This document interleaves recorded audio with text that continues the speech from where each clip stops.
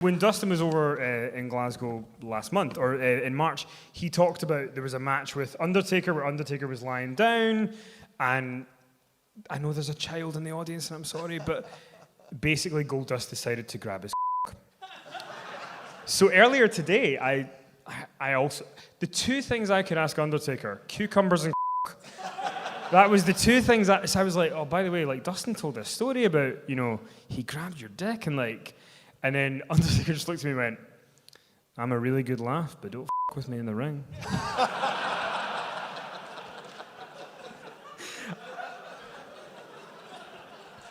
And I was there in the ring when Goldust did that. And I was like, for the love of God, he's not going there. And when Undertaker got to the back, let's just say Goldust was not around for he was gone. But what, like, because Undertaker's such a serious character, and he plays that character wherever he goes, airports, whatever. So take us to that moment where Goldust decides to do that to him. You're at ringside. Yeah. Just take us back to that moment. It's going to be trouble. This isn't going to be good. And Undertaker's just started doing these appearances. You know, I hope everyone who had that chance with him, you know, appreciates it. And literally, I'm signing things for the first time that Undertaker has signed. Like, I'm like a kid myself. I'm still such a fan of that character. And, like, he has to be in that character. Like, nobody wants to see. Like, I've been given the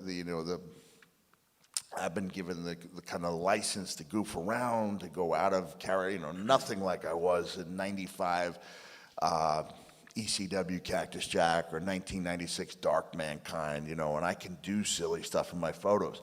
But I think I speak for everyone. When nobody wants a photo, you met The Undertaker, what he's like? And he's like, yeah! It's like, they protect that character so well, a point where, I mean, I might, bouncing around a little bit, but when I was inducted into the WWE Hall of Fame, you know, I spoke so highly of The Undertaker, and that was the first time I'm not planning on doing it all. I tell that story about Paul Bearer rolling up his shirt sleeve. It's something I never talked about. And I said there was something special about it. And I looked down the audience, and I was like, Mark was grinning, Mark Henry's grinning like a big kid. And I'm looking at all these guys who are major stars somewhere in the Hall of Fame. They're all nodding like they all understand. There's just something different about it. You know, even if you have your list of 5 favorite opponents, then there was something. Then there's The Undertaker all by himself. You know, in my case, it's because he put me on the map in WWE. But also, it's like, man, you know, once I'd had those experiences, and I was seen as the guy that kind of gave him a shot in the arm, and that he wanted to be more aggressive, told me he wanted to do more wrestling, trusted me to bring out those things in him, and we brought the best out of each other, I think. So I walked in the back after my Hall of Fame speech, and Mr. McMahon was the first person I saw. He shook my hand, proud of you, pal. And The Undertaker was the second guy, you know. It's like, well, why isn't he out there in the crowd? Like, because he's The Undertaker. He doesn't sit in crowds. They don't go, hey, always great to see The Undertaker, and have him be like, yeah, you don't do. And The Undertaker, he stood up and he gave me this big hug, and he had this like ankle-length leather duster, and it smelled so good. And the fact that The Undertaker hugged me is significant because he's not a hugger. But it was like this moment in time, you know, like we go years without seeing each other, years without talking. But we have this bond, and it's something I'll probably talk about a little later when he visited me backstage at one of my shows, unannounced, like came and surprised me, and we had this talk that helped put the importance of the cell in perspective for me. Well, before I know this is about The Undertaker, but just very briefly, I need to ask, did you ever think that when you went into the WWE Hall of Fame, like you worked for like, so you started what, 87, 88? 85. 85, so, Yep. so 20, like over 20 years you were in wrestling, 28 years or something like that, and you go in the Hall of Fame. Did you ever think that you would go into the Hall of Fame the same year as the President of the United States?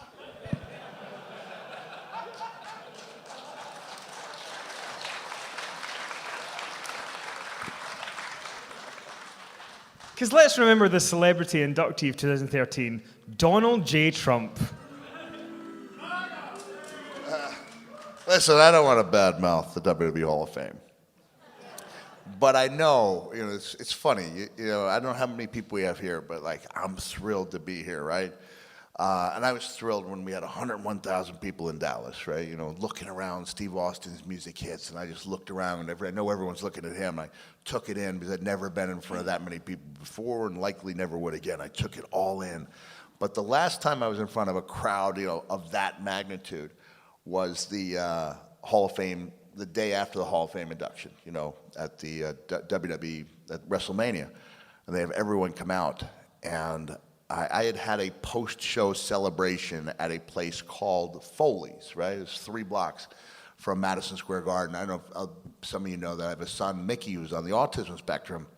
And I told WWE, like, he can't travel. Like, we have to stay in New York. We can't stay in Hackensack, because if you put my son on a bus 4 hours before the event, he's not going to be there. Like, he can't take crowds and all that. So everyone else had to go back to Hackensack, and I had a party. It was like a big party by my standards, like 11 people there,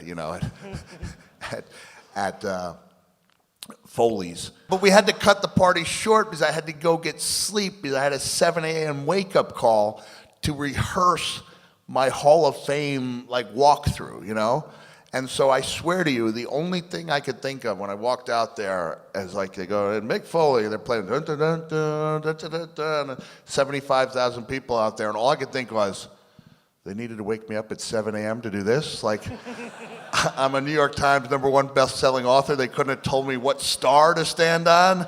Donald Trump didn't have to get up at 7 a.m. That's all I could think of. I was looking at Trump like, he didn't have to wake up at 7 a.m. So I was just inside.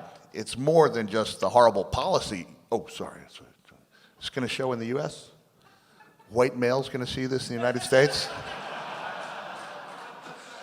But I held a grudge against Donald Trump for not having to get up at 7 a.m. when I did, kicking me out of my own post-Hall of Fame celebratory party.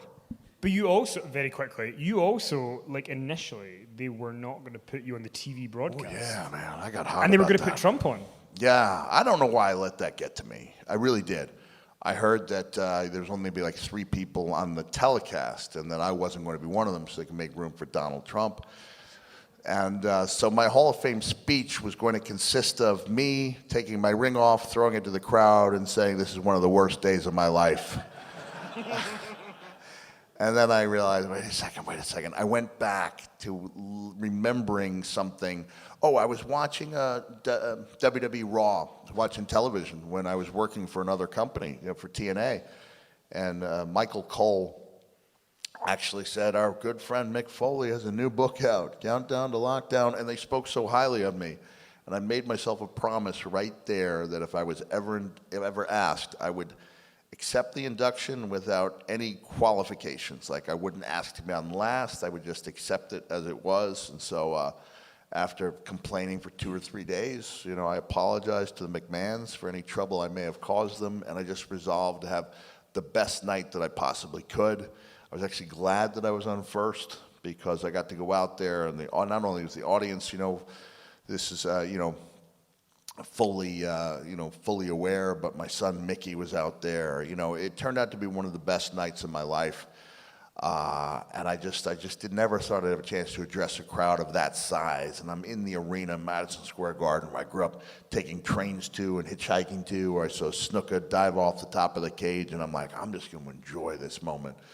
But for a couple days, it was touch and go. And I was really thinking about throwing that ring into the crowd, giving the shortest speech in history, allowing Hillbilly Jim even more time.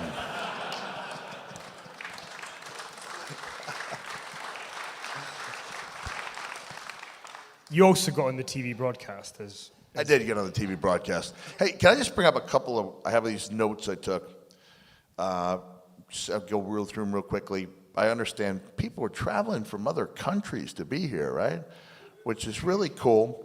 There's a lady from Germany, a couple people from Germany, and I just want to tell them, I threw a little German at her, and I said, ich hatte mein Uhr in München verloren, and she just kind of looked at me like, I don't think that means what you think it means.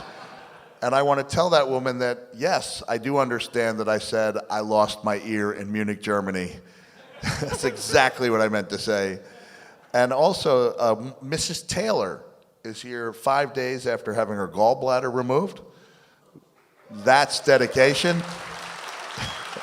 And I had the strangest coincidence. How many of you were here when they started playing Hey Jude by the Beatles, right? As that song went on, there's this little lad there, and I said, hey, what's your name, fella? And he said, Jude. And I said, what's your name? He said, Jude. And I thought it was the greatest coincidence that I was meeting a guy named Jude while listening to a song about someone named Jude. And I thought, it's never happened before. Like, I've never spoken to a Roxanne when Roxanne was playing, or Maggie May when Maggie May was playing. And then the other thing I had here was about chair shots and the Undertaker. There's this aura surrounding Taker, right? And Conan reminded me on the Jericho cruise.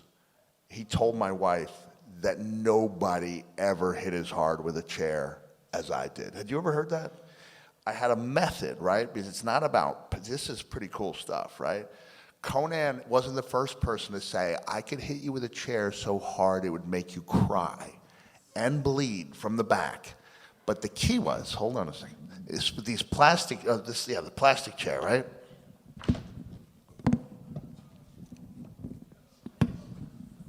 I'm losing a battle with a chair. How the hell do I fold this thing? Help me out here. It's been a while. There we go, okay. So a common way is to hit with the seat of the chair, right? The gentleman's way. What I would do with these plastic chairs, I was to turn them around this way, and I'd bring that thing up as high overhead as I could. And when I brought it down, it wasn't necessarily the force. It was like I used a bullwhip in Memphis, and I couldn't actually use a bullwhip. And nothing looks as weak as a guy carrying a bullwhip who doesn't use the bullwhip, only comparable to Shane Douglas carrying a skateboard as the Dynamic Dudes and not riding a skateboard. So everyone knows he doesn't know how to ride a skateboard. My kid, he doesn't know how to use the bullwhip, but I practice and practice, and I understand it's that wrist motion that gets it, right? So what I would do, as I wound up with that chair, I got the extra 6 inches, I would bring it down and pull it back at the exact moment of impact, and you could hear it cracking through, literally like that. And Sabu, who was one of the toughest sons of guns you ever meet, literally started crying in the ring and going, am I bleeding, am I bleeding, am I bleeding? And I took great pride in being the guy who could make grown men cry with a single chair shot to the back until I got to WWE and decided, out of respect to The Undertaker, that I was not going to hit people with chairs like that anymore. Might not be good for my long-term character development. But that was just something I thought of when I'd completely forgotten I used to do it a different way until I got in the ring with The Undertaker. And it was like, you know, we were using chairs on an almost nightly basis. It's like, I can't do that to The Undertaker. And you can ask Road Dogg sometime. He swears that the hardest chair shot he ever saw was at a house show in Madison Square Garden, Undertaker hitting me across the back with a metal chair. Like, of all the headshots we used to take, which are kind of foolish in and of itself, he still remembers that height. You know, he'd get that enormous, wind up because he was so tall, his limbs were so long, and brought it down. And it was just like to hear an entire arena, 20,000 strong, like groaning in sympathy, was something pretty special. All right, go ahead. So you and Undertaker would have this kind of on and off again feud. It would go on, it would stop, and it would go. And then WrestleMania 13, Undertaker faced one of my personal favorites, Psycho Sid, who there's a rumor that he shit himself during that. Is that true?